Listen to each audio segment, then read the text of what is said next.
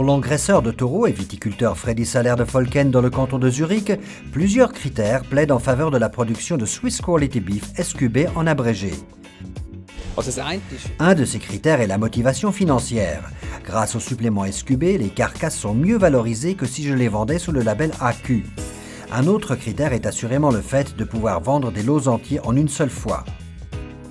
En ce qui concerne la restauration suisse, la demande en morceaux de viande de plus petite dimension dépasse largement l'offre actuelle et l'UE ne produit pas de taureaux répondant à cette demande. La production suisse de taureaux SQB vise précisément le marché des morceaux de viande de plus petite dimension.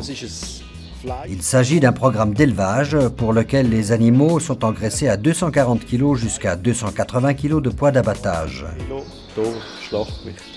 Grâce au supplément d'Anicom pour les animaux SQB commercialisés à Bell et à Ernst Sutter SA et à l'abandon de la fin de l'engraissement coûteux, un gain supplémentaire de 160 francs par animal est possible.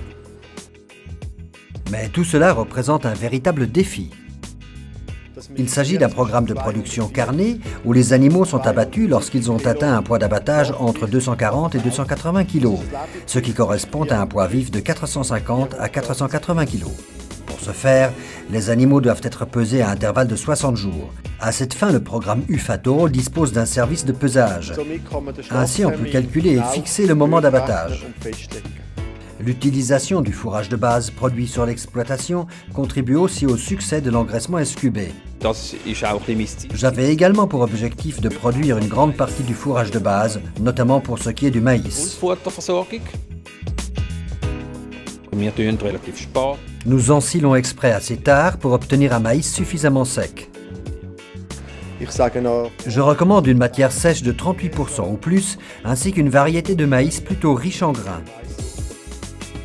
La ration de base est complétée de manière ciblée avec des concentrés du programme UFA. Le plan d'affouragement se base sur une analyse du fourrage de base de l'exploitation. Les données ainsi obtenues sont ensuite prises en compte dans le cadre du plan UFA-Taureau, de manière à calculer la complémentation nécessaire en concentré. Au moment d'établir le plan d'affouragement, nous nous efforçons d'obtenir une concentration en NEV de 7,4 par kg ms et de 19 g de matière azotée par mg/nèv.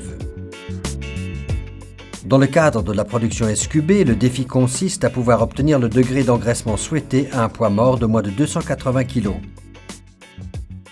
À cette occasion, il faudrait viser la classe de couverture 3. La classe de couverture 4 n'entraînerait toutefois pas de déduction. Pour pouvoir atteindre cet objectif, le choix des animaux est également décisif. Il faut utiliser des veaux d'engrais AA issus d'un croisement F1. On recherche encore des engraisseurs de taureaux SQB.